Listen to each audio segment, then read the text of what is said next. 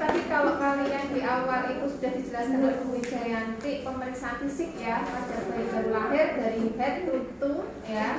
Nah ini itu adalah kita mengenal tanda bahaya pada bayi baru lahir ya. Apa saja tandanya? Jadi ketika kalian nanti menjadi seorang bidan ya, entah di rumah sakit atau di BPM ya atau di klinik ya, nanti ketika si ibu sudah melahirkan, pada saat proses melahirkan dan sudah nanti postpartum nifas itu, nanti kalian memberikan informasi kepada si ibu tentang tanda bahaya pada bayi baru lahir. Ya, apa saja? Yang pertama bisa dibacakan. Satu adalah kondisi di mana bayi itu tidak mau menyusu atau di sini pada proses pemberian ASI-nya itu ada gangguan. Ya, salah satunya adalah mungkin di sini bayi itu lemah dalam menghisap. Ya, atau di sini ada gangguan cara menelan. Nah, itu nanti bisa diakibatkan karena satu ya, mungkin kelainan kongenital atau kalau kalian pernah mendengar bibir sumbing atau labiopalatoskisis atau labioskisis, yaitu sama di mana kondisi anatomis di mulut itu tidak sempurna. Ya, pernah melihat ya, labiopalatoskisis di mana ini tidak menutup katup mulutnya itu tidak menutup sempurna ya, sehingga nanti akan mengganggu proses hisapnya si bayi itu menghisap nenek ibu atau pada saat menetes atau menyusu ya. Jadi itu nanti bagaimana untuk solusinya?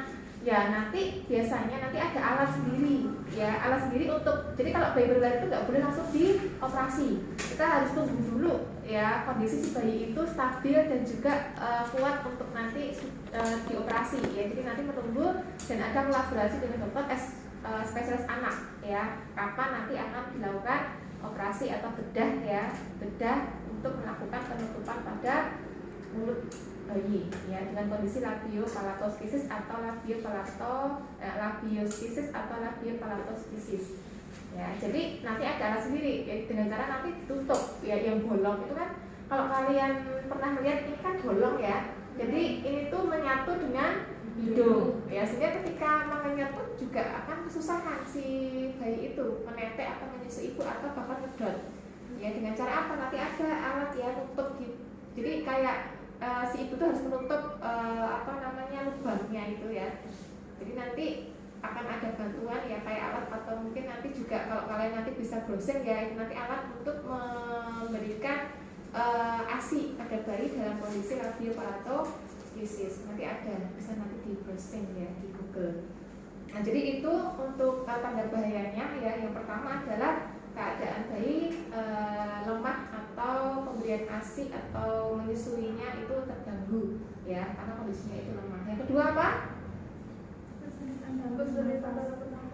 Kesulitan dalam bernafas ya. Jadi kesulitan dalam bernafas itu karena si adik biasanya mengalami di sini adanya asfiksia, kondisi bayi baru lahir yang asfiksia, sehingga ada gangguan dalam proses pernapasan ya. Jadi yang pertama tadi kalau kalian sudah mempelajari pemberian ASI-nya itu masalah ya, kita harus tahu dulu kemarin refleks sudah disampaikan ya, refleks ya. Refleks apa kemarin terhisap itu?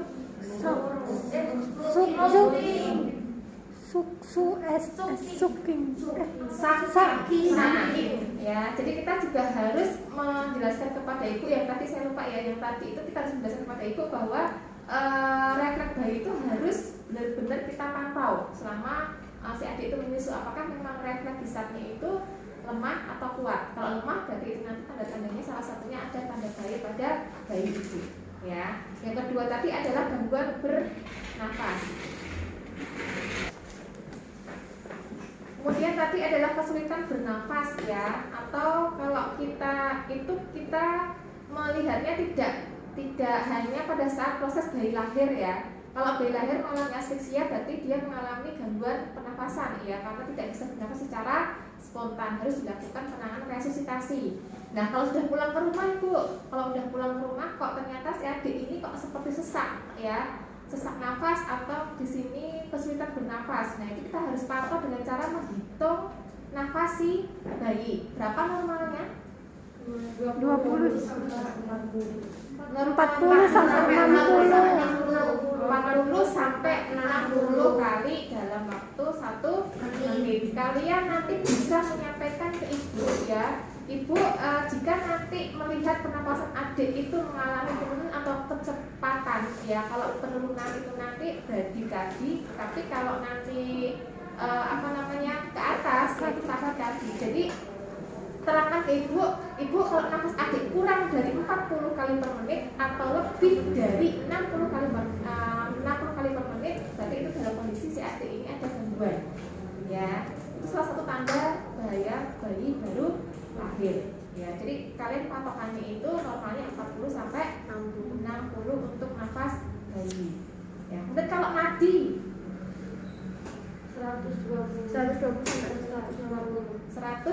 sampai 160 itu juga sama ya. Jadi nadi si adik ketika nanti si ibu itu mungkin juga bisa ngecek kalau si adik nadinya itu kurang dari 140 ya, atau di atas 160 ya, atau 100. Kalau di referensi itu ada yang mengatakan 160 itu masih normal atau 180 masih normal, tergantung nanti referensi pakai yang mana. Tapi yang umum yang biasanya WHO itu dipatok yaitu 160.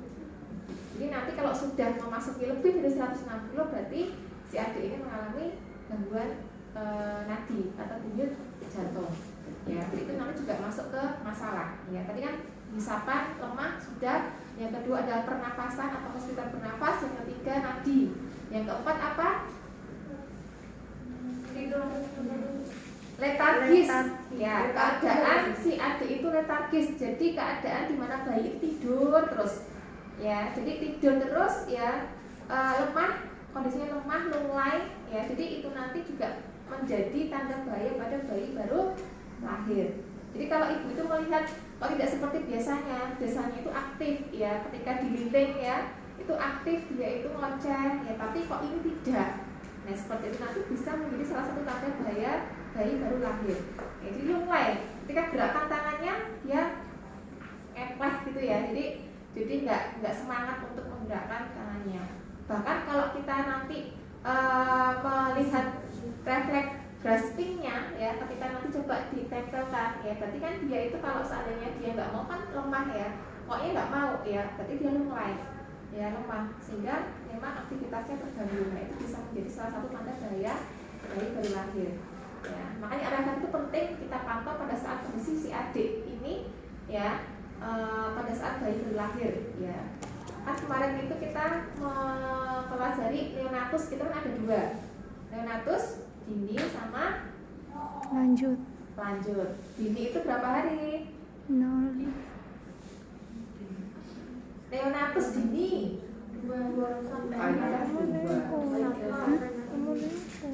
neonatus dini keluar izin. Iya, 0 sampai 7 ya. Kalau lanjut 8 sampai 28. Ya, 28 ya, atau 29 ya. Jadi 1 bulan itu neonatus lanjut. Itu neonatus. Kalau bayi itu umurnya kita ketahui 1. Ayo, masih ingat nggak? Itu periode tumbang loh ya. Kalian harus tahu itu. Bayi, itu kan kemarin kalau kita bahas neonatus, bayi 1 sampai 3 bulan. Bayi itu pada usia bayi ya. Bayi itu berapa? Iya, berapa? Kalau neonatus kan ada neonatus dini sama lanjut. Dimana neonatus dini itu umurnya 0 sampai 7. Kalau lanjut itu 8 sampai 28 ya, atau 29. Kalau bayi itu jika umur si adik itu berapa? Bayi itu berapa? Dikatakan bayi. Sampai 9 bulan nggak sih? 0 sampai 11 bulan. Yo, nah coba dicek lagi ya. Yang namanya bayi itu usia 1 bulan ya, sampai 2 tahun. 12 bulan. 12 berarti 1 tahun. Itu bayi. Nah, di atasnya itu nanti sudah masuk ke balita 1 sampai 5 tahun. Anak prasekolah 5 tahun sampai 6 tahun. Atau 60 bulan sampai 72 Bulan. itu periode. Ya, kemarin konsep tumbang ya itu sudah saya sampaikan di penjelasan, coba nanti pelajari ya. Jadi biasa kalau kalian belajar ditanya neonatus dini berapa dek, nah itu nanti pasti akan ditanya nanti. Ya, tahu nggak umurnya berapa kalau neonatus dini? Ya, itu periode tumbang, ya tumbuh kembang. Nah tadi yang ketiga ya itu kita menjelaskan tentang letargi ya. Jadi bayi itu merasa tidur terus-menerus, dibangunkan nggak mau, disusui nggak mau. Kemudian juga kita ketahui refleksnya, coba ternyata refleksnya lemah. Nah itu berarti letargi si adik si bayi itu. Nah itu salah satu juga tanda bahaya bayi baru lahir. Ya itu kemudian yang berikutnya apa? Warna kulit ya, kita lihat warna kulitnya si adik. Kalau tadi pemeriksaan fisik ya, itu kita bisa melihat warna kulit adik secara inspeksi kan, observasi kita lihat.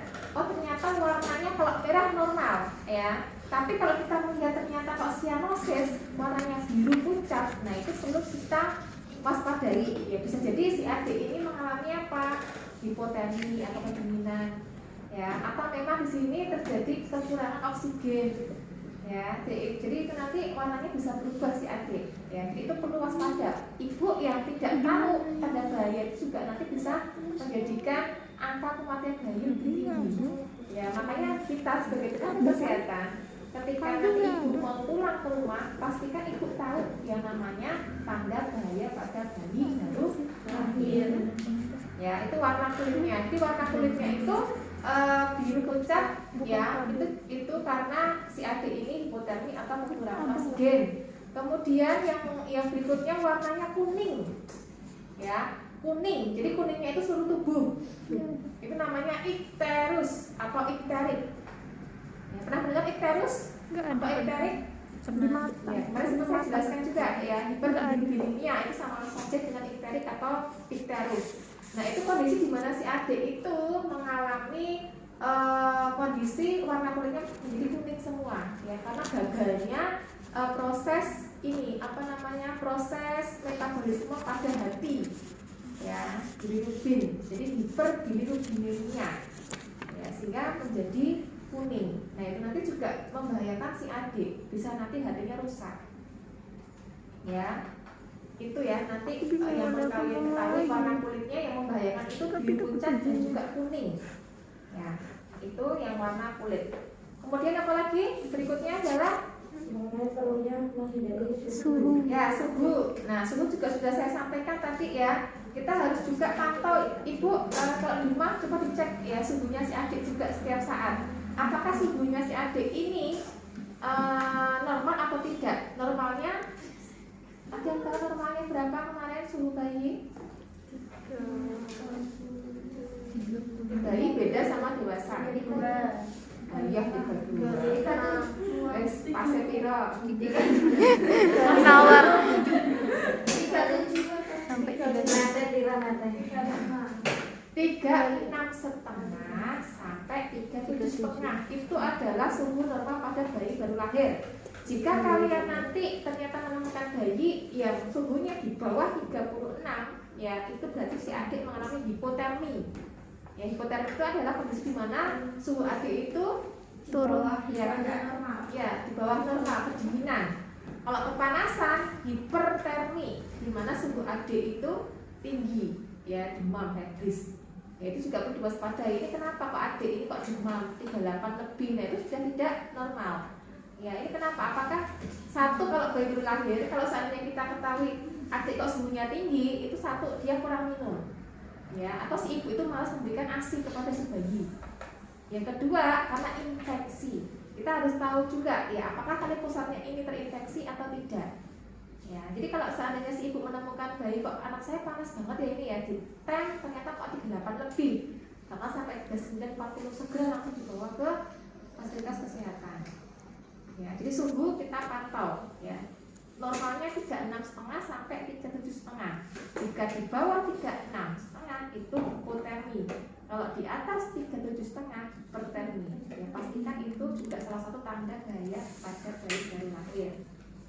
Ya, suhu itu ya. Lanjut lagi setelah suhu, tangisan. ya, tangisan. Yang berikutnya adalah tangisan. Ya, tangisan. Jadi menjelaskan kepada ibu ya, itu tangisan atau perilaku bayi yang tidak normal atau abnormal. Ya, seorang ibu itu pasti mempunyai naluri ya atau ikatan batin dengan bayinya, sehingga tahu ini tangisannya itu juga harus dibedakan seperti biasanya. Apakah tangisannya ini merintih ya, atau ngoceh ya, atau memang kesakitan. Ya, biasanya kalau merintih ya itu beda dengan tangisan yang normal. Nah, itu nanti bisa dilihat pada bayi-bayi yang mungkin sakit ya. Kalau kalian bisa di rumah sakit, ya itu nanti tangisan bayi yang sakit sampai normal itu beda. Kalau yang sakit itu merintih ya, merintih jadi mesakit gitu. Iya benar loh ya. Jadi kalau besok kalau kalian itu di bagian perinat ya, itu nanti terdengar suara bayinya itu beda sama yang normal. Yang sehat itu beda. Ya, jadi merintih ya, tangisannya merintih, kemudian juga melengking ya kayak kesakitan. Nah, itu kita harus bisa membedakan. Jadi sampaikan ke ibu ya, ibu kalau nanti melihat tanda-tanda si adik itu mengalami perilaku yang abnormal atau tidak normal seperti merintih, kemudian mungkin juga kayak kesakitan tangisannya, silahkan nanti segera dibawa ke rumah sakit atau ke bidan. Itu dicek nanti untuk dipantau kondisinya apakah memang ada kelainan atau tidak. Itu ya, itu yang tangisan. Yang berikutnya Mata bengkak. mata ya, menjelaskan mata bengkak ya, atau mengeluarkan cairan yang bernanah ya. Jadi kita juga harus memantau. Biasanya kalau bayi baru lahir itu kan kita kasih salep ya, untuk nanti mencegah tadi ya infeksi pada mata. Jadi kalau bayi baru lahir itu selain disuntik Vika ya, diberikan hepatitis 0 ya, HB0, suntikan injeksi imunisasi HB0, nanti juga dikasih salep profilaksis ya untuk nanti mencegah infeksi. Ya, jadi nanti kalau terlihat ternyata si adik ini kok di rumah, loh kok si matanya adik ini kok bernanah, berair, langsung segera dibawa ke rumah sakit atau ke DPM ya, untuk diberikan obat ya untuk mencegah atau menangani mata yang bernanah tadi ya. Bu, kalau misalnya kan dari bayi itu matanya tuh kayak ada nanah airnya terus itu sampai dia umur 4 tahun itu penyakit atau gimana Bu? Namanya seperti apa nanah terus? Apa hanya berair saja? Berair terus kayak apa bening kental itu Bu, agak kental dikit beda. Jadi kondisi jadi gini, yang pertama kali kalian harus tahu dulu ya, beda ya antara kotoran pada mata sama memang cairan yang keluar yang tidak normal. Biasanya kalau cairan yang normal itu ya biasanya kayak belek itu ya kotoran. Nah, itu biasanya kalau diusap pakai air hangat tuh sudah hilang. Biasanya muncul pada pagi hari. Ya, karena bertumpuknya kotoran. Tapi kalau nanti terlihat kok tidak normal setiap hari itu mengalir terus, ya itu nanti tidak normal. Berarti ada kemungkinan kelainan pada saraf matanya. Ya, jadi harus benar diperiksakan ke dokter spesialis mata. Ya, apalagi kalau bernanah, nah itu bahaya. Ya. Oke. Jadi kita harus pantau juga, kasih tahu kepada ibu ya, pastikan si adik ini juga mata itu tidak ada nanah atau tidak mengeluarkan cairan yang tidak normal, seperti warna kuning. Kalau kuning itu berarti mengeluarkan cairan bernanah. Ya, itu untuk yang mata bengkak ataupun mata yang mengeluarkan cairan bernanah. Ada lagi yang lainnya selain mata? Gangguan pencernaan atau gastrointestinal ya. Jadi ini merupakan tanda bahaya yang berikutnya, di mana kondisi bayi itu mengalami gangguan pada saluran pencernaan ya. Dengan cara apa tandanya? Nah, ibu coba nanti cek adik ya, apakah di rumah si adik ini lancar mengeluarkan BAB-nya ya. Kalau seandainya si adik ini kok ternyata tidak lancar mengeluarkan ya, atau mungkin ada kesakitan atau perutnya keras, berarti ada gangguan pencernaan bagian bawah ya. Makanya kalau kalian besok itu bekerja di BPM atau di rumah sakit, ketika cek pemeriksaan fisik tadi ya, cek anusnya berlubang atau tidak ya. Kalau kita sudah pernah melihat mekonium keluar, oh berarti si adik ini memang berlubang, sehingga bisa mengeluarkan BAB mekoniumnya. Tetapi kalau sampai nanti si adik itu 24 jam atau bahkan sampai 36 jam ya, atau 2 hari atau 3 hari ternyata kok tidak mengeluarkan mekoniumnya, berarti kemungkinan ada kelainan. Makanya ketika kalian pemeriksaan pertama kali adik, ketika nanti kalian ternyata belum melihat mekonium keluar atau BAB pertama kali yang keluar, jangan sampaikan ke ibu itu normal semuanya, ya. Jadi itu tuh udah kamu cek semuanya. Tapi ternyata ketika anus, ya kalian cek ya dengan menggunakan jari kelingking dimasukkan atau dengan menggunakan termometer dimasukkan, ternyata ada lubang. Ya, itu tapi belum keluar mekoniumnya. Jangan kalian bilang ke orang tua itu semua normal kondisinya. Takutnya apa? Ternyata adik tidak mempunyai anus, ya, atau atresia ani. Ya, jadi pastikan nanti bilangnya seperti ini. Ibu, ini kan adik belum pup atau belum mengeluarkan kotoran dari anusnya atau duburnya. Ya, sehingga nanti coba cek ya Bu 3 hari ke depan. Ya, apakah si adik ini mengeluarkan BAB-nya atau tidak? Kalau tidak, langsung segera dibawa ke rumah sakit atau ke DPM untuk dilakukan pemeriksaan ulang.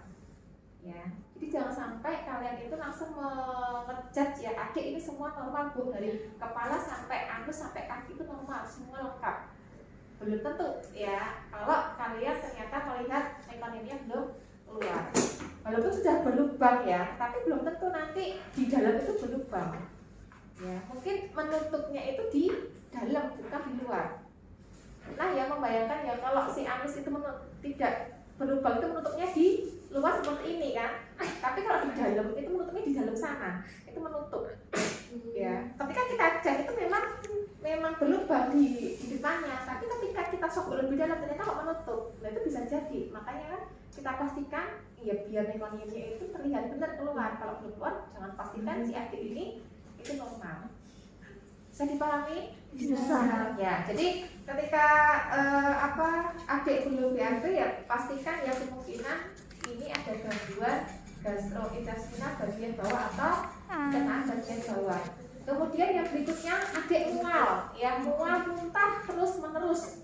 Ya, berarti ini kemungkinan ada kelainan pada pencernaan bagian atas, ya, atau bisa jadi tidak mempunyai kerongkongan atau adanya obstruksi, ya ada obstruksi pada bagian kerongkongan, ya, makanya kan ada istilah ya, kalau atresia esophagus itu yang tidak mempunyai atau kerongkongannya itu menutup, ya, kalau atresia ani itu harusnya menutup, ya, atresia hymenalis tidak punya hymen kalau pada wanita.